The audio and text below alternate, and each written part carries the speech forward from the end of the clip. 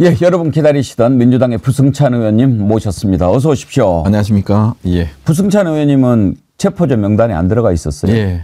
예. 왜 안 들어갔을까요? 예? 이해가 안 가네. 아니 뭐 저는 약간 수준이 낮으니까. 예, 예.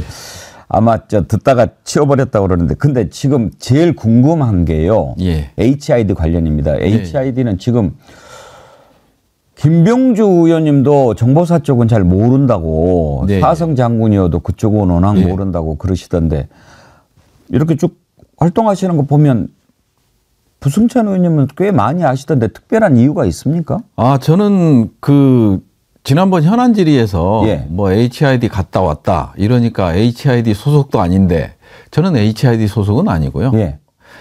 공작 기획 관리 뭐 이런 쪽을 하면서 유사한 부대. 그러니까 북파 공작원은 크게 큰 흐름이 세 가지입니다. 예. 예. 뭐냐면 해군에 있고요. 명칭은 다릅니다. 예. 공군에 있고요. 그다음에 육군에 HID가 이렇게 존재하는 겁니다. 그 육군은 HID라고 부르고 예, 예. 공군 해군은 다르게 부릅니까? 예, 다른 명칭을 씁니다. 명칭도 보안입니까? 이제 뭐 알려지지 않은 거니까 예. 일단은 뭐 제가 얘기하긴 그렇고요. 왜냐하면 좀 지켜야 될 부분들이 있는 거거든요. 이게 사실 이게 노출되고 많이 언론에 나오고 이러다 보면 우리의 소중한 자산 이르는 그런 모순된 딜레마가 있는 거거든요. 예. 그러다 보니까 뭐 동원된 거에 대해서는 상당히 나쁘게 생각하지만 그 부분에 대해서는 밝혀야 되지만 그 외적인 것들, 이런 임무라든지 뭐 이런 것들을 전반적으로 이렇게 언론에서 나오는 거는 옳지 못하다고 생각을 합니다. 아무튼 지금 이제 국민들이 걱정하는 게 HID 하면은 좀 무시무시하지 않습니까? 무시무시한 부대가 맞습니다. 얼마나 무시무시합니까? 뭐 인간 병기죠. 일종의 인간 병기고 우리가 흔히 영화로 치면 이제 두 명의 하나는 실미도고요. 하나는 아저씨의 이제 네. 원빈 역할이 이제 원빈 같은 경우는 이제 해군 북파 공작원. 그다음에 이제 그 실미도는 공군 이제 북파 공작원 맞아요. 684 부대. 공군이었네요. 네, 684 부대. 그다음에 이제 HID라는 데가 또 있는 거고요. 예. 그러다 보니까 이제 북파 공작원. 그러다 보니까 계속해서 이제 북한에 대한 임무를 하는 데입니다. 어떻게 루트 개척하고 그다음에 요인 암살하고 폭파하고 핵심 시설을 폭파하고 뭐 이런 것들을 위해서 일종의 개개인이 인간 병기가 되는 거라고 보시면 됩니다. 인간 병기라고 하는 것은 맨몸으로 들어가 가지고도 그 현장에서 필요한 거 가지고 무기를 만들어서 바로 임무를 수행하고 아니 이제 그 정도 무기 되는 거 같은 아닙니까? 경우는 이제 뭐 인민군복을 입고 가니까 예. 기본적으로 이제 모든 장비 자체가 다 인민군화돼 있습니다. 예. 그리고 이제 자기 이름을 쓰지 않습니다. 그리고 이제 뭐 김병주 의원이나 박선원 의원이 아무래도 이쪽 분야를 잘 모르기 때문에 이제 합참의장한테 뭐 복귀 명령 내려라. 합참의 지휘 라인에 없습니다. 연합사의 지휘 라인에 없습니다. 아, 그래요? 예. 그럼 누가 지휘합니까? 일단 총괄은 정보사령부에서 합니다. 예. 그러면은 정보사령관 지시만 듣습니까? 그 윗선이 있죠. 예. 그건 위에는 누굽니까? 그러니까 이런 것들이 이제 지휘 라인들이 좀 지켜줘야 될 건 지켜줘야 되고요. 그 다음에 위치 같은 경우도 지켜줄 필요가 있는 거죠. 지금 뭐 판교에 있는데 뭐 정문이 다 공개되고 그런 것까지는 이제 언론에서 좀 조심해 줬으면 좋겠다. 물론 사법적인 처리는 받아야 되지만 그 외적으로 나오는 것들에 대해서는 우리의 어떤 이 상비 역량이거든요. 이제 부승찬 의원님의 걱정은 충분히 이해가 되는데 예. 아니 정말 그리고 또 그렇게 지켜야죠. 우리 안보 예. 자산인데. 근데 예. 저는 그런 생각은 듭니다. 지금 예. 밝혀질 것들이 많이 있지 않습니까? 네. 그러면 지켜져야 할 것은 다음 부분일 수도 있다고 생각합니다. 일단 네. 밝히고 네. 그다음에 이번에 밝히면서 드러났던 문제점들 네. 이런 것은 나중에 네. 정보사령부 위치를 옮긴다든지 뭐 훈련 장소를 바꾼다든지 이런 식으로 보안을 유지해야지 네. 보완을 해야지 지금 보안 때문에 밝힐 걸 못 밝히고 그러면은 오히려 국민들이 더 불안해할 수도 있다고 생각합니다. 이게 뭐냐면 이번 내란과 관련돼서는 모든 걸 밝혀야죠. 그건 맞지만 예. 여기 그 군부대의 어떤 내란과 관련이 없는 통상적인 임무라든지 뭐 이제 표적 예. 뭐 이런 것까지 그 다음에 다 나올까봐 이제 그런 것들이 우려스러운 걱정이 거고. 되지요. 예. 그래서 저는 예. HID가 실제 와서 대기했던 인원들이라든지 이런 부분들은 모르겠습니다만은 기타 부분, 그냥 내란과 직접 관련이 없는 그리고 개입이 안 됐던 부분, 이런 부분들은 좀 지켜졌으면 하는. 예. 그리고 이제 공작대장을 하다 보니 HID 공작대장은 아닙니다만은 일종의 공작과 유사한 업무를 하는 공작대장을 했기 때문에 그리고 그 해군이나 또 육군하고 이제 같이 훈련하고 훈련 계획을 수립하고 뭐 기획 지침을 만들었던 사람의 입장에서 예. 그래서 그렇게 잘 알고 계시는군요. 네. 아까 저는 작전 기획하셨다고 그래서 훈련을 받으셨나 했더니 대장까지 하셨어요? 예, 공작 대장이었습니다. 정식 명칭은. 그다음에 이제 사회적 명칭은 다릅니다. 아니 그 대장이었다라고 하니까 저는 더 두려운 게 예.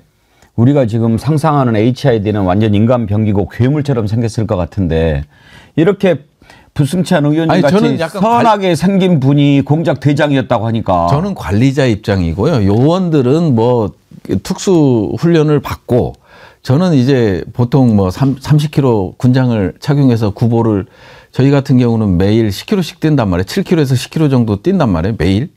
그러니까 이제 기본 할당량이 있기 때문에 그러면 이제 저는 30kg 안 입고 그냥 권총 차고 그냥 훈련복만 검정색 훈련복만 입고 뛰었죠. 예. 그러니까 약간 다른. 뭐 요원 같이 하겠습니까만은. 예. 나 다시 보이는데요. 아닙니다. 예, 그렇습니다. 지금 국민들이 가장 걱정하는 게 그때 40명인가 이제 블랙 요원들. 예, 블랙 9월부터. 예, 했다는 거 아닙니까? 네. 그런데 일단 그건 먼저 좀 확인을 해 주십시오. 네. 5명만 복귀하고 35명이 지금도 암약하고 있다. 이런 얘기가 있는데 사실입니까? 그 부분에 대해서는 저희도 팩트 체크를 하고 있고요. 뭐냐면 명확하게 알 수 있는 거는 HID 요원들은 7명입니다. 그 나머지 부분들은 뭐냐? 이게 막 블랙 요원이다, 공작 요원이다 이렇게 지금 계속 말이 나가고 있거든요. 정확히 블랙 요원의 정의가 뭡니까? 블랙 요원은 정보사 우리가 기사에 나온 대로면 100여 단에서 관리하는 정보사 100여 단이라고 있거든요. 이번에 깊숙이 개입한. 예. 거기서 관리하고 있는 인원들인데 신분을 위장합니다. 그리고 통상적으로는 현역에 있는 블랙 요원들이 현역에 있는 사람 쓸 수도 있고 군무원을 쓸 수도 있고 민간인을 쓸 수도 있죠. 뭐 중국을 잘한다 그러면 중국 뭐 이렇게 조선족을 쓸 수도 있고 그러다 보니까 5월인가요? 올해 5월에 문제가 됐었잖아요. 블랙 요원 명단 유출해갖고 다 중국에서 복귀시키는 이런 일도 있었고. 그래서 통상적으로 우리가 분리할 때는 HID는 순수 목적이 이제 북파 공작원이에요. 북파를 전담하는 거고. 그다음에 이제 블랙 요원들은 주로 해외 활동을 해요. 그래서 이런 임무들이 있을 때 국내 활동은 아마 만일 블랙 요원이 사실이라면 최초가 될 수도 있는 거고 아니면 우리가 그동안 몰랐을 수도 있어요. 주로 해외 거점들에서 정보를 수집하고 그다음 공작을 하고 이런 것들을 블랙 요원이라고 그러고 부승찬 이름으로 가는 게 아니죠. 백운기 이름으로 가고 생년월일 다 바꾸고 뭐 이런 식으로 운영되는 게 블랙 요원이죠. 정보사에서 관리합니다. 블랙 요원이 오비들만 있는 게 아니고 현역도 있을 수 있고 군무원도 있을 수 있고 그냥 그런 역할을 하는 사람을 블랙 요원이라고 부르는 거군요. 네, 그러니까 자기 이름을 다르게 하고 노출되더라도 파악이 안 되고 뭐 이런 거죠. 그러면 정말 베일에 가려져 있을 것 같은데 그 실체를 아는 사람은 아주 적겠는데요? 아주 극소수죠. 네. 그리고 이제 라인 자체도 G 라인 타고 오는 것도 아주 이제 우리가 이제 기본적으로 밝혀내기가 어렵죠.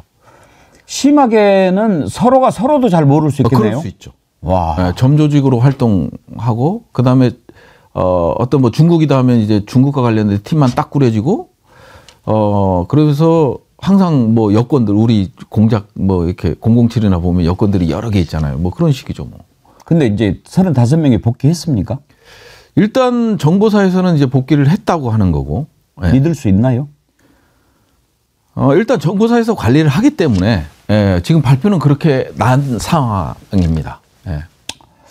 말씀을 이렇게 듣다 보니까 부승찬 의원님께서 이 시국에 얼마나 지금 역할을 많이 하고 계시는가 하면서 이번 국회에 부승찬 의원님 들어오게 한 게 하늘의 뜻이 아닌가 그런 생각이 아니 드네요. 뭐 제가 아니었으면 또 다른 사람이 그 역할을 했을 이렇게 거고. 잘하는 그러니까 모르면 당하는 거 아닙니까? 사성 장군도 정보사 내막을 잘 모르는데 블랙 영혼이 어떻게 되는지 그걸 어떻게 알겠습니까? 그러니까 이제 무분별한 정보가 계속 나가는 거고 예. HID와 블랙 요원을 동급으로 이제 놓고 가는 거고 이런 것들이 조금 이렇게 이 정보의 혼선을 주는 거기 때문에 예 그렇습니다. 근데 그 전에 12.12 사태 때도 보면 이렇게 예. HID나 블랙 요원 또 정보사 이런 것은 별로 얘기가 안 나오고 보안사가 물론 다 예, 잡아가지고 보안사. 했는데 그때 보안사 때도 정보사는 있었을 거 아닙니까? 아니, 그렇죠. 방첩 정보. 관련된 업무. 예, 예, 그렇죠. 근데 이번에 특별히 이쪽에 이렇게 의존을 많이 한 이유가 뭘까요? 저는 애초에 생각하기로는 그겁니다. 북한 변수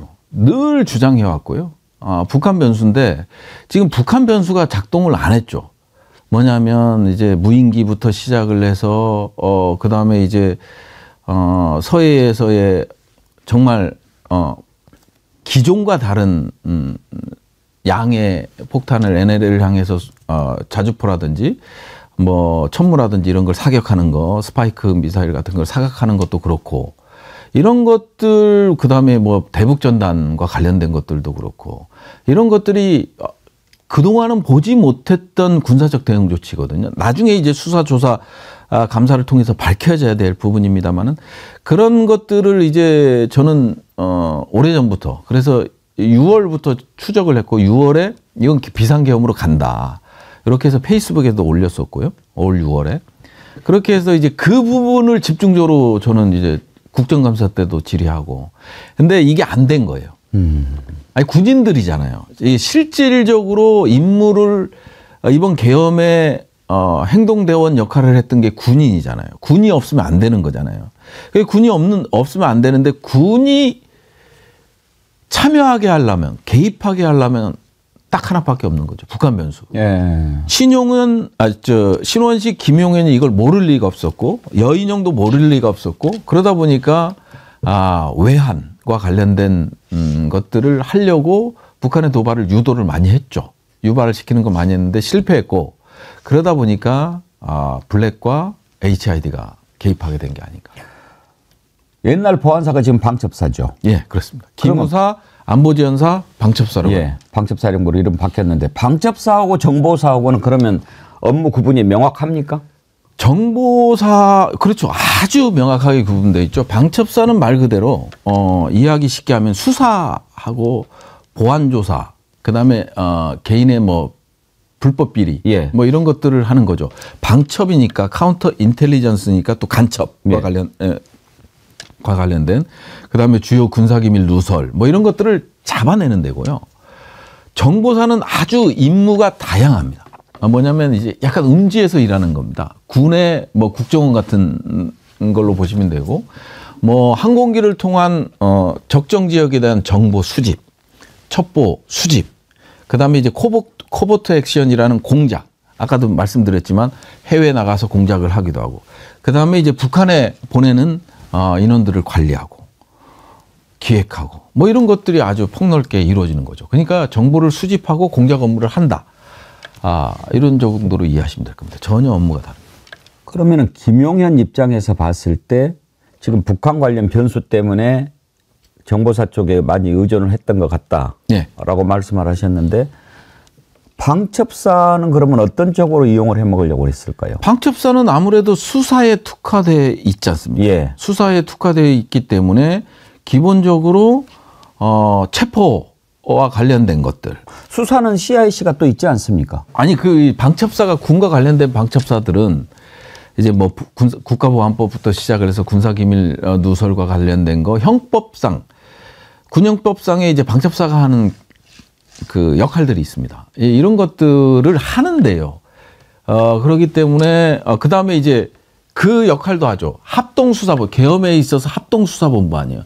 그럼 모든 수사기관들이 방첩사 예하로 들어옵니다.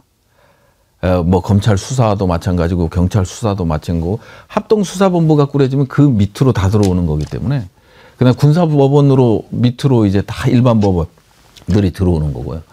그렇기 때문에 방첩사 역할은 상당히 크죠. 그러니까 온갖 수사에서 이제 기소를 해서 넘기는, 군사법원으로 넘기면 뭐 사형, 뭐 무기징역, 뭐 이런 식으로 단심으로 다 때려버리는 그런 역할을 합니다. 아무튼 뭐 제가 궁금해서 막 이것저것 물어보는데 원래 모르는 사람들이 무식하니까 막 물어보는 거거든요. 그런데 이제 부승찬 의원님은 군 내부를 누구보다 잘 아시니까 혹시라도 이제 뭐 이런 부분들은 좀 위험하다면 알아서 설명을 좀 해 주십시오. 그래서 막 이것저것 물어봅니다. 국가 보안도 중요하니까. 전체적으로 이렇게 쭉 국회에 들어가서 보셨을 때, 이놈들 이상하다. 뭔가 일을 저지를 놈들인데 하는 촉이 오셨을 거 아닙니까? 그게 이제 언제 오셨어요? 6월요. 6월에 바로 어떤 건입니까? 저는 이제 대북 전단과 관련된 겁니다. 왜 그때 그 촉을 받았냐면, 우리가 이제 기본적으로 헌재에서 남북관계발전법상의 대북 전단은 표현의 자유다에 가서 금지 조항을 위헌이라고 결정을 했지 않습니까? 위헌으로 결정했지만 물론 보낼 수 있는 거는 이제 법으로서는 불법이 아니다라는 거잖아요. 근데 그거는 불법이 아니지만 우리 DMZ를 이렇게 중심으로 해서 P518 지역이라고 비행 금지 구역을 설정해 놨어요. 연합사, 유엔사, 그다음에 우리 합참. 그래서 이제 공동 관리를 하는데 여기에 초소형 비행 물체가 넘어가더라도 승인을 받게끔 됐습니다. 그러면 탈북 단체들은 이거에 대해서 천천히 물도 안 먹으면 하세요. 신고를 하게끔 돼 있잖아요. 합참에다 신고를 해서 승인을 받아야 됩니다. 근데 일단 신고를 해서 승인을 안 받은 거는 다 미승인된 거니까 경찰과 연계해서 이걸 단속해야 돼요. 전혀 그게 이루어지지 않아요. 전혀 그렇게 이루어지지 않고 오히려 북한의 도발을 자극하는 메시지, 합참 차원의 문자가 나오고 뭐 그러면서 이게 완전히 유발하는 것 같은 느낌을 받았거든요. 그럴 때 때마침 뭐가 나왔냐면 천공의 2025년 가을 통일론이 나왔습니다. 그게 이제 그때 이제 비상계엄의 시나리오를 제가 페이스북에 올렸죠. 그리고 기사도 됐고 그러면서 이제 우리 의원실로도 항의 전화가 많이 왔고요. 군 출신이 왜 이런 식으로 쓰냐. 그때는 조장하냐? 조장하냐 이렇게 해서 근데 이게 너무 딱 떨어지니까. 군 출신 그리고 정보 병과였기 때문에 너무 이게 뻔히 보이는 수 같아서 합참의장하고 이제 막 싸우기도 합니다. 이제 국회 상임위 현안 질의 때 막 싸운 적도 있고 막 이랬습니다. 단속해라 왜 안 하냐. 그렇죠. 뭐 이런 식으로 이제 계속했는데 거기서는 이제 뭐 단속하고 있다 그러고 우리 쪽에 공문 온 거는 단속한 게 한 건도 없고.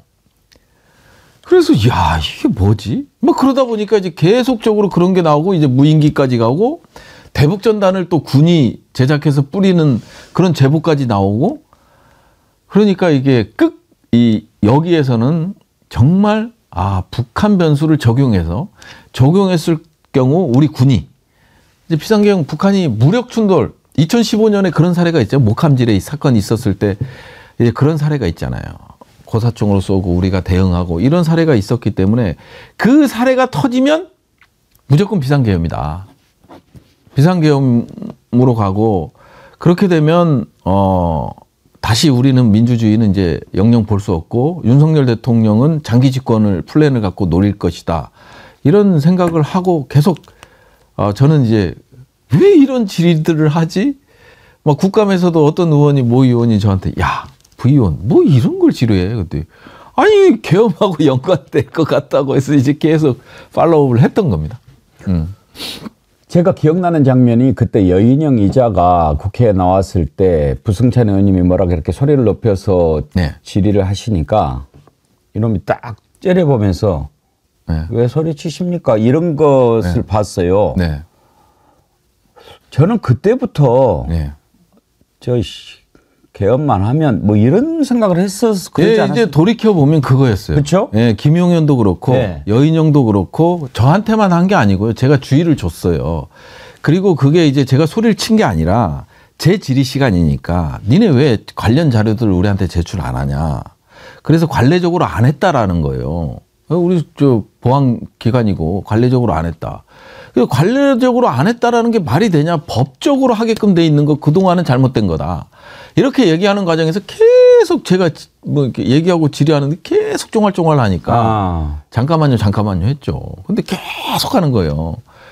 그 전체적인 그림은 그렇고 그다음에 이제 뭐 김민석 최고가 나왔을 때 뭐 답변할 가치를 못 느끼겠습니다. 필요성을 못 느끼겠습니다. 이게 그동안 국방위원들한테 삼성 장군이나 장관이 그 정도까지 할 수가 없었죠. 한 설에는 한 번도 없었어요. 예. 예, 최초의 사례였고 그다음에 이제 그 국정감사에서 그랬고 그다음에 이제 지인을 통해서 제보 문자가 그런 거였거든요. 여인영이가 교대역에서 11월 25일 날 육군 장군들하고 꼬량주를 먹다가 부승찬 가만 안 둔다. 가만 안 둔다. 그다음부터 시작해서 세상이 곧 바뀔 것이다. 이런 얘기를 했다라는 제보 문자를 또 받고 여인영이 보낸 건 아니고 예. 그런 제보 문자를 받고 그다음에 이제 그 촉 때문에 뭘 했냐면 항상 계엄하면 방첩사가 기획 부대가 되니 방첩사법을 제가 발의를 합니다. 예. 제정법입니다. 법이 예. 없었어요. 예. 개정법이 아니고. 그래서 이 법을 만들어내면 얘네들 부하들 여인영은 뭐 계엄에 적극적으로 나설 수 있지만 부하들은 제가 이제 법을 만들어서 처벌 조항을 아주 강하게 넣고 니네 정치적 개입하지 마라. 뭐 하지 마라 해서 이 조항을 위반했을 땐 뭐 7년 이상의 뭐 처벌 뭐 조항들을 이제 넣었죠. 예. 그래서 법을 발의했어요. 그 12.12 때 보안사가 그렇게 난리를 쳤는데 그 뒤로도 법이 없어요? 그러니까 권력기관, 군 권력기관 중에 수사를 할 수 있는 기관 중에 유일하게 법이 없는 데가 방첩사예요. 뭐 군사경찰, 헌병, 예. 헌병도 군사경찰법이 군사경찰법 있죠. 국정원도 국정원법이 예. 다 있는데 방첩사만 없어서 제가 이거를 계엄을 할 것이라는 생각을 하고 행동으로 실제 이거를 막기 위한 액션들을 계속 취해왔던 거죠. 예. 뭐 국정감사도 그렇고 방첩사법 제정도 그렇고 이런 것들을 다른 사람들은 알아주지 않았지만 이제 하다가 결국 이제 법안 소위 위원장임에도 불구하고 국민의힘의 그 국회의원들의 반대, 국방부의 반대, 방첩사의 반대 공작에 결국은 법안 소위 문턱을 넘지 못한 적이 있었죠. 이런 것들도 있었어요. 그러다 보니까 어떻게든 계엄은 막아야 된다. 이게 자칫하다가 북한이 들어오고 북한이 공격을 하고 이 근거로 해서 사회 안정이라는 명목을 가지고 계엄을 선포하면 결국 다치는 거는 뭐 국회의원들이야 다치겠지만 국민들까지 다칠 수 있기 때문에 어떤 법을 만들어서라도 나는 이걸 처리해야 된다. 이런 일념을 갖고 있어서 이제 어찌 보면 거의 1호 법안인데 저의 1호 법안. 그래서 그러시군요. 이제 법 통과한 게 하나도 없어요. 그게 좀 일찍 만들어졌으면 훨씬 이번 계엄 사태 때 도움이 됐을 텐데. 예, 그렇죠. 그리고 이제 만에 하나 뭐 HID가 활동하고 블랙 요원들이 활동해서 이제 소요를 일으키고 국민들이 다치고 뭐 이런 사태는 막을 수 있을 가능성은 있었죠. 예. 아주 그러다 보니까 이번 계엄 같은 경우는 뭐 국민들도 잘했지만 상당히 운도 따라준 그러니까. 네. 빨리 이번에 그저 정리되는 대로 그 법안을 좀 패스트 트랙으로 갑니다. 그래서. 예. 그렇게 했으면 좋겠는데. 다시 아까 그 부분 중요한 부분인데 돌아가서요. 이제 HID 관련해서 예. 오늘 오전에 이제 김용현 측 변호인이 예. 기자회견을 했어요. 예. 그런데 거기에서 좀 뜬금없는 내용이 나왔습니다. 혹시 들으셨는지 모르겠는데. 예, 한번 읽었습니다. 통행금지를 예. 원래 포고문에 넣었는데 대통령이 삭제하라고 했다. 예. 이게 좀 뜬금없다는 생각이 들거든요. 네. 왜냐하면 영장 없이 체포 뭐 이런 게 들어있는데 네. 통행금지 삭제 이런 거 가지고 뭐 생색을 내려고 하는가. 그러니까 얼른 듣기에는 대통령이 시민들 불편을 최소화하기 위해서 이렇게 했다라고 하는 것을 하려고 하는 것 같지만 많은 사람들이 딱 듣기에 이거 좀 뜬금없는데 그러면서 아직도 HID 복귀 안 하고 뭐 암약하고 있다고 하면 이자들한테 무슨 음모나 암호로 예. 뭐 이렇게 지시한 게 아닌가 이런 걱정을 하는 분들이 많아서 예. 그럴 가능성 어떻게 보십니까? 뭐 글쎄요. 아직 가장 이제 체크가 안 되는 게 그 부분이거든요. 블랙 요원들. HID는 복귀한 게 맞고요. 제가 직접 확인했기 때문에 그거는 직접 부대장하고 그 부대하고 소통하면서 확인했기 때문에 복귀는 맞고, 블랙 요원 같은 경우는 이제 국방부에서 복귀했다고 얘기를 하는데 그건 국방부에도 보고를 안 하는 정보입니다. 그렇기 때문에 아직까지는 확인이 좀 미심쩍고, 그다음에 이제 블랙 요원들이 이제 지참하고 있는 무기들은 정보사에서 관리를 합니다. 일반적인 무기들은. 그러니까 정보사에서 관리하는 무기들은 적성 무기보다는 그냥 일반적인 무기겠죠. 그죠? 그다음에 HI들은 적성 무기를 씁니다. 북한제 무기를 쓰기 때문에 저희 부대도 북한제 무기를 썼기 때문에 이제 그 HID에서 관리하는 무기 체계하고는 블랙 요원들이 쓰는 무기는 좀 다른 개념이겠죠. 그래서 정보사에서 관리하는데 정보사에서도 입장은 무기가 이제 다 이게 반출 반입이 확인됐다라는 입장인데, 다만 좀 블랙 요원들이 복귀가 안 되고 뭐 했을 때 제가 약간 우려하는 부분은 그겁니다. 사제 무기. 예. 네, 요게 좀 만일 복귀가 안 됐다면 그게 좀 우려가 되는데, 저는 뭐 복귀가 정보사나 이제 국방부의 발표를 좀 믿고 싶은 입장입니다. 안 그러면 계속해서 이제 위축될 수밖에 없고, 하지만 경각심과 경계심은 가져야 되고, 그러다 보니까 이제 그런 제보가 들어왔을 때 제일 먼저 한 게 그 해당 부대의 경계 강화 요청한 거였습니다. 네. 아까 어떤 분이 자기는 UDT 출신이라고 하면서 이런 특수 임무를 맡은 대원들은 C4라고 하죠. 그거 가지고 뭐 아파트 2채도 뭐 날려버릴 수 있을 정도로 그런다고 그런 글을 보내셨더라고요. C4 폭약이 진짜 제보에도 그 C4 폭약에 대한 얘기가 있었거든요. 베트남 때 미군이 주로 썼던 폭약인데 TNT보다 이제 성능이 상당히 위력이 강하다고 보시면 될 것 같습니다. 그래서 지금 제보상으로는 C4 폭약도 소지하고 있다고 하는데, 이게 너무 어려우니 이게 파악 자체가 어려웠기 때문에 조금 그렇습니다. 사회 혼란이 워낙 이제 걱정이 되니까 그렇죠. 그렇게 걱정하는 분들이 많이 있지요. 네, 저도 상당히 걱정됩니다. 사실은 아까 그걸 좀 여쭤보고 싶었는데 보안 사항인가 해서 지나갔는데 정말 궁금해서 못 참겠어요. 우리가 TV에 보면 뭐 강철 부대인가 이렇게 나와서 막 각 특수부대들끼리 막 겨루고 그러지 않습니까? HID나 그렇게 좀 특수한 요원들이 어느 정도나 훈련을 받는지 정말 궁금한데 한 예를 하나만 좀 들어서 그 정도 하는 거. 아니 무슨 절벽에 어떤 사람이 보이잖아요. 그 눈 감고 딱 뜨면 사라져요. 제가 훈련 갔을 때. 무슨 말이에요? 그 정도로 민첩합니다. 절벽에 사람이 보였는데. 그리고 훈련이 어느 정도냐면 기본적으로 우리가 뭐 이게 어디 위치까지 몇 시까지 와 하잖아요. 왜냐면 시간 TOT를 정해주고 이때까지 어디까지 와. 그러면 이 친구들은 어떤 방식이냐면 지도를 딱 갖다 놓고 일직선으로 긋습니다. 그래서 시간을 계산합니다. 그럼 절벽이 있어도 그냥 그거를 뚫어요. 그래서 그 시간 내에 오는 애들이라고 보시면 됩니다. 그러니까 도로가 필요 없네요. 도로가 필요가 없어요. 그럼요. 이게 절벽이 있거나 뭐가 있든 그걸 일직선으로 그어놓고 돌파합니다. 그래서 이제 그 정도로 아주 체력적으로도 그렇고, 그래서 젊어서 아마 나이 제한이 있습니다.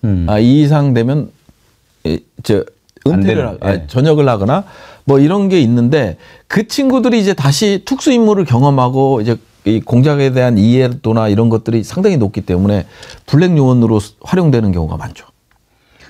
그러면은 그렇게 젊은 나이에 고생을 하고 전역을 하면 나중에 충분히 먹고 살 정도로 지원을 해줍니까? 일단 돈을 많이 받습니다. 군대 있을 때 많이 줘야 되겠죠. 네, 많이 받습니다. 특별 수당을 많이 주겠죠. 우리가 1.21 사태 때 북한의 난파 공작원들이 청와대까지 입구까지 들어왔지 않습니까? 그때도 처음에 종로까지 들어온 것을 못 막았던 가장 큰 이유가 예측을 잘못했다는 거죠. 강원도에서 발견이 됐는데 아직까지 여기 왔을 리가 없다라고 했는데 들어와 버렸다는 거 아닙니까? 그 정도인 거죠. 엄청 날렵하고 신속하고요. 사격 솜씨는 말할 것도 없겠네요. 이렇게 밥만 먹고 총을 쏘니까요. 한 가지만 더. 또 어떤 정도로 훈련을 받고 실력이 일단 기본적으로 보시면 뭐 특전사도 다 그렇게 하지만 이제 비트를 파서 이제 거기서 뭐 대기하고 그다음에 이제 낮에 훈련을 안 하고 밤에 하고 아니 저희 부대는 그랬어요. 예. 주간 훈련은 거의 없습니다. 주간 훈련은 체력 단련 외에는 없습니다. 뭐 이런 것밖에 없었고요. 그다음에 이제 밤에 정식적인 훈련은 이제 밤에 이루어지고. 이번에 국회 쳐들어온 707 특임단 있지 않습니까? 예. 거기하고 비교하면은 어떻습니까? 707은 대테러의 포커스를 이게 임무에 따라 다른 거기 때문에 707 같은 경우는 이제 대테러를 주임무로 하잖아요. 예. 그래서 이제 뭐 우리 TV에서도 많이 보잖아요. 막 유리창 깨고 팍 들어가고 막 거기서 실내에서 사격하고 그 테러범 제압하고 그다음에 뭐 버스 인질 만들고 그다음에 이제 항공기 필압됐을 때 그거 하고 뭐 이런 것들 대테러 임무의 주안점이 됐다면 HID 같은 경우는 대테러 임무는 아니죠. 그러니까 이제 어디가 더 세다 이거보다도 어느 쪽이든지 다 극한의 훈련을 받는 그렇죠. 인간 병기들이니까 이제 제가 그걸 왜 여쭤보냐면 그런 얘기를 하신 분이 계시더라고요. 707 특임단 같으면은 그야말로 이제 손꼽히는 특수부대인데 예. 세계적으로도 아주 뭐 대단하게 인정받는다고 하더라고요. 막 델타 포스, 뭐 네이비실 이 정도 급으로. 예. 그런 정도 훈련을 받은 사람이면 국회에 들어가서 장악해 그러면은 뭐 몇 분 안에 쫙 끝내버릴 정도 실력인데 유리창도 이렇게 깨고 들어가서 화분 치우고 이러는 것은 이미 들어갔을 때 마음속으로 이거 아닌데라는 생각을 했기 때문에 그럴 것이다. 동의하십니까? 100% 동의합니다. 1000% 동의합니다. 왜냐하면 저희가 이제 국정감사 때 707 특임단 가서 저격 뭐 이제 세계 저격 대회 나가면 전부 1등하는 게 특임단이고 그다음에 이제 저격 시범을 봐요. 뭐 2km까지 뭐 저격하는데 이만한 걸 그냥 딱 맞추고 뭐 이런 것들 뭐 여군도 있었고 뭐 이런 것들도 보고 그다음에 이제 실질적으로 막 건물 폭파해서 들어가는 거 그다음에 건물 내부에서 또 상황 조성해서 사격하고 뭐 이런 것들 그다음에 진짜 버스 있잖아요. 유리창 깨고 들어가는데 1초도 안 걸립니다. 1초도 안 걸려요. 그냥 이런 작대기의 끝에 폭약 딱 달아갖고 쫙 와서 버스 딱 정차된 버스에 딱 대고 팍 터져요. 그러면 유리창이 파박 깨져요. 그다음에 이제 이 자기네들이 이렇게 하고 이제 그 방패를 이렇게 대요. 예. 그러면 특수요원들이 이거 타고 딱 들어가면서 일사천리죠. 뭐 그냥 눈 깜짝할 사이에 이루어집니다. 그러니까 100% 1000% 그 707은 저항을 했던 겁니다. 예. 항명을 했던 거예요. 항명을 했던 거기 때문에 제가 봤을 때는 완전 소중한 자산이고 여기서 보면 제가 느끼기에도 뭐냐면 제가 들어갈 때 707 애들 어깨를 쳤거든요. 비켜라 나 들어간다. 길을 열어줬어요. 그렇기 때문에 여기 안에서 임무를 수행했던 군인들은 저는 죄가 없다고 봐요. 이 사람들까지 무작위식으로 잡아들이겠죠. 이제 막 조사하고 뭐 카메라에 찍힌 사람 잡아들여서 계엄군, 반란군 딱지 붙이고 저는 이거는 아니라고 봐요. 이것까지는 아니고 지켜줘야 된다고 봐요. 예. 저를 비판하는 사람들이 있을지 모르지만 저는 지휘관들은 당연히 사법적 처벌을 받아야 돼요. 근데 사실은 헬기에 내려서 보니 소유 사태가 일어났다. 뭐 문제가 생겼다 해서 대기해라, 헬기 타라. 그래서 여기서 딱 와보니 내려보니 국회라는 거예요. 그 우리 시민들이라는 거예요. 또 삥삥 돌았다는 거 아닙니까? 네. 어디로 가는지 모르게. 네. 그러니까 그 정도로 아무것도 모르고 임무를 하는 데가 어디 있습니까? 예. 그렇기 때문에 그 임무 요원들에 대해서는 저는 죄가 없고요. 이분들 때문에 계엄이 실패하는데 상당한 영향. 707 대원들이 그랬을 거다 이렇게 생각을 했는데 오늘 부승찬 의원님 말씀 듣고 보니까 확실히 그런 거군요. 그럼요. 예. 이분들은 정말 눈물 흘리고 뭐 그다음에 제가 들어갈 때도 야 접촉하지 마. 막 이런 거 물러서 총국 앞으로 하지 마. 막 이런 소리가 들리잖아요. 그러면 자기 그 단련된 군인들이 위법과 항명에 저는 그 표현을 쓰거든요. 위법과 항명에 외주를 탔던 순간이었다. 순간이었잖아요. 그리고 생각을 해보세요. 너무 찰나의 그 짧은 시간에 임무를 받고 이게 위법한 걸까? 내가 하고 있는 게 항명일까? 이 판단을 할 수 있는 분들이 몇 명 됐을까요? 그러니까 이런 점들을 좀 고려할 필요가 있고 그러다 보니까 아주 대다수 군인들은 정말 잘못이 없다. 그 7107 대원들은 일반 병은 거의 없죠. 다 부사관이죠. 예, 전부 부사관. 그 HID도 마찬가지고. 전문 직업군인들. 네, 전부 그렇습니다. 옆길로 좀 샜는데 그러면 다시 아까 그 김용현 그 변호사가 말한 거 통행금지 해제 삭제 이 부분이 암호일 가능성은 낮다. 근데 이게 뭐냐면요. 이게 대통령하고 연결고리를 끊으려고 하는 거예요, 지금. 대통령이 살아야 자기도 살잖아요. 내란의 수괴인데, 내란의 수괴가 아니고, 그냥 정말 대통령이 얘기한 대로 국회에 경고하려고 했던 거다. 유혈 사태 일어나지 못하게 했고, 뭐, 난 유리창 깨서 들어가서 끄집어내라는 지시도 안 했고, 이런 말 맞추기예요. 그래서 이 김용인 입장에서 봤을 땐 대통령이 살아야 자기가 사는 거잖아요. 근데 내란 수괴로 대통령이 내란 수괴가 되면 안 되는 거기 때문에 그냥 진짜 양아치의 그 일말의 양심도 없는 그런 기자회견으로. 그게 먹힐 거라고 생각을 하는 것도 참. 그 보수 쪽에서는 이제 보수 쪽에서는 그걸 가지고 이제 끌고 들어가니까. 한두 가지만 더 여쭤볼게요. 지금 내란을 주도하거나 방관을 조장했던 자들이 아직도 주요 직책에서 업무를 수행하고 있는 것, 이걸 좀 비판하셨지 않습니까?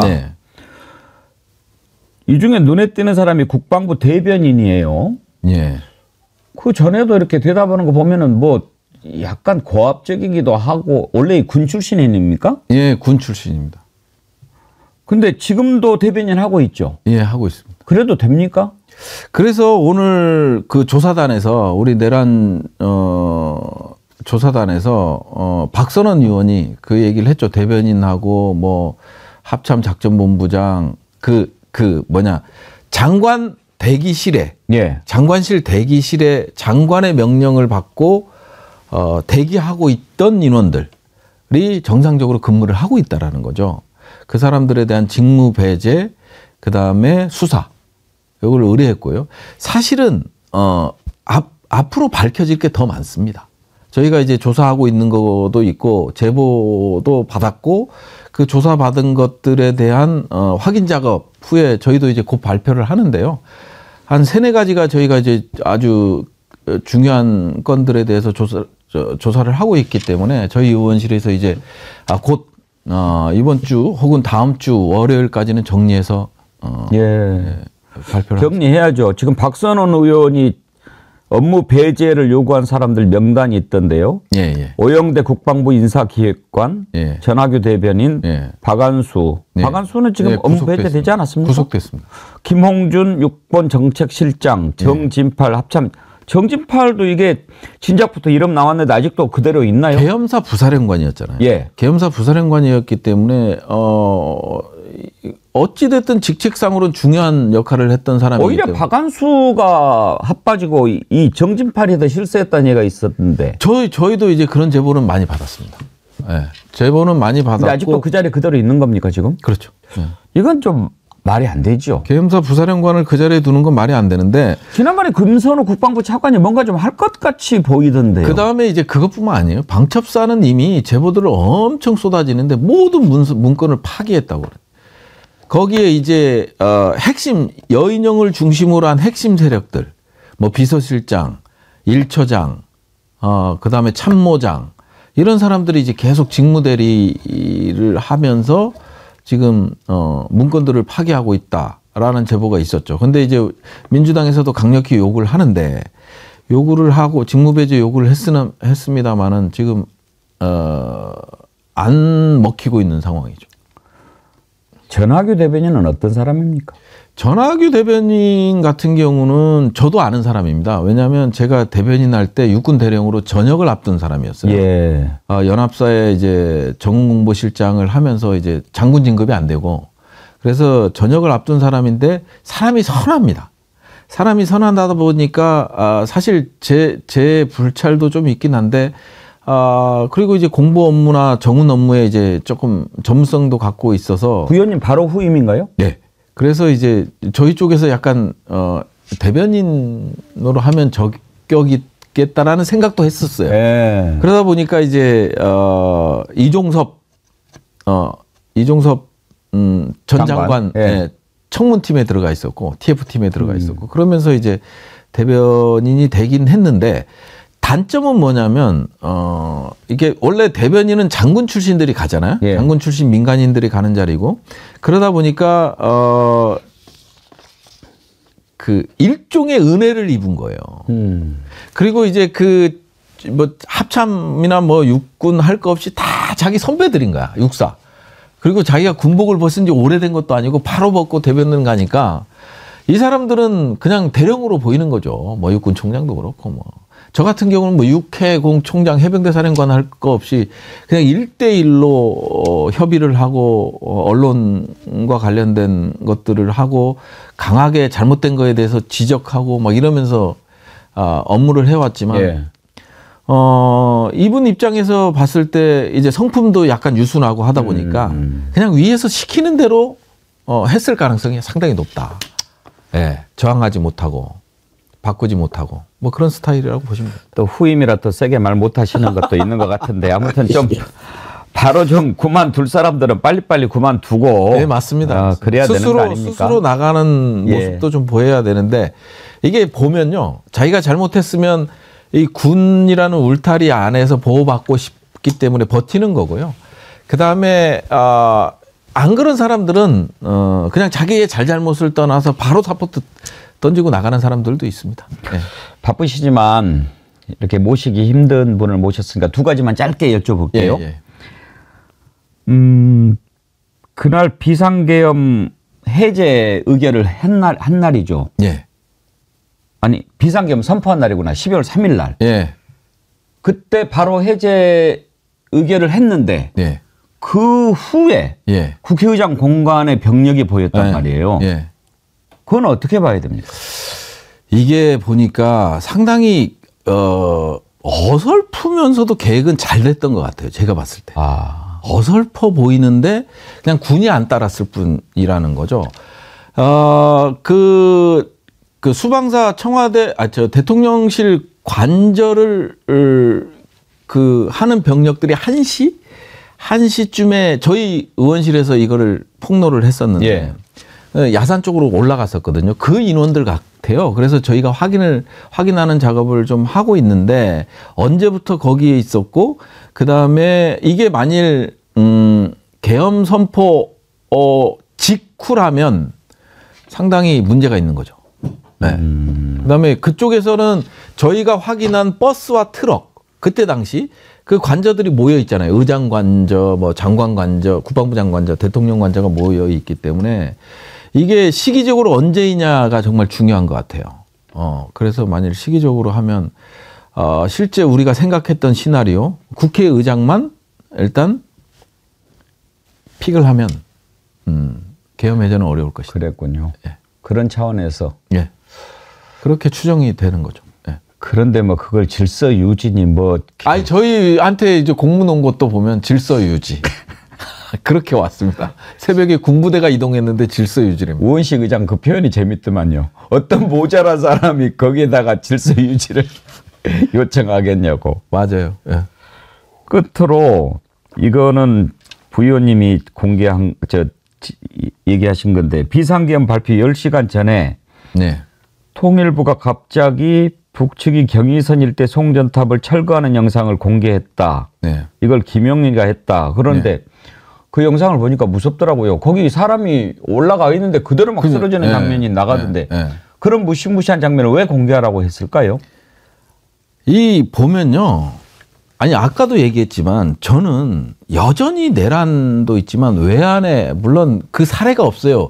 북한이라는 데가 이제 반국가 단체로 지금 헌법상으로 돼 있기 때문에 북측을 점유하는 반국가 단체로 정의가 돼 있기 때문에 외환이라는 건 상대국이 있어야 돼요. 국가가 있어야 되는데. 네, 그러다 보니까 우리가 이제 판례도 별로 없어요. 과거에도 언제였지? 그때 총풍 때. 네, 총풍 때 한 번 했습니다만은 그게 이제 안 됐잖아요. 적용이 안 됐기 때문에 그런 게 있긴 하지만 결국은 이런 모든 것들이 이제 또 하나 저희가 이제 준비하는 게 이제 나오는 게 이제 그쪽과 관련된 내용인데 어찌 됐든 이런 부분들이 상당히 마지막까지 북한을 끌어들이려고 했던 그런 수단과 방법을 가리지 않고 북한을 끌어들이려 했고 그게 이제 군복을 입어봤던 사람이기 때문에 그래요. 내 후배들은 계엄이다, 총 들고 나가라.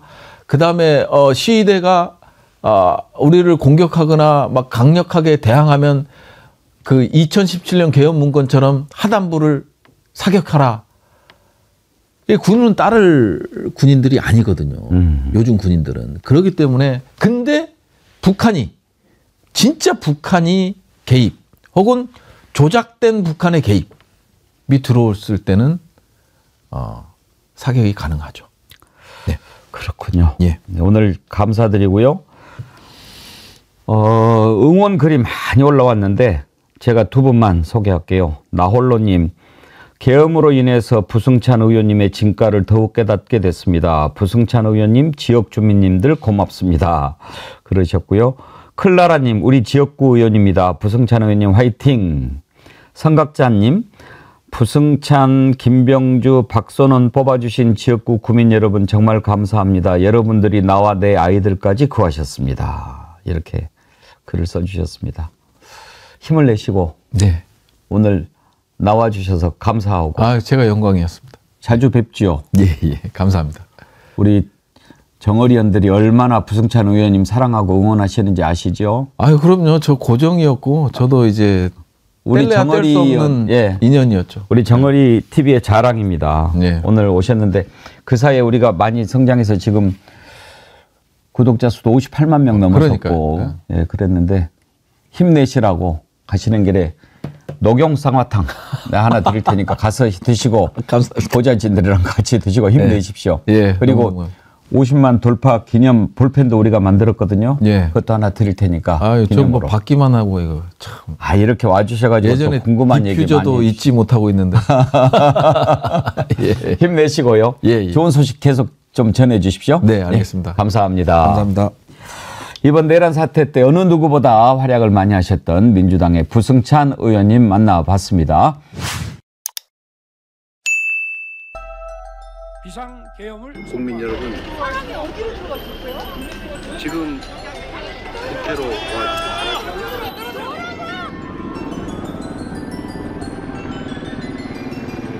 1997년 대법원 판례를 보면은 비상계엄은 모도의 정치행위 통째로 외칩니다. 알고 계십니까? 그거가 답니까? 이게 친위 쿠데타입니다. 정치적, 법적 중의를 회피하지 않겠다던 윤석열 대통령. 국회는 이미 정권을 하지만 갖고 있는데도 헌법재판소의 쿠데타를 일으켜서 모든 기관을 다 장악합니다. 대통령에 있으면서도 군대를 동원해서 국회를 침탈하지 않았습니까? 이게 쿠데타가 아니면 뭐란 말입니까?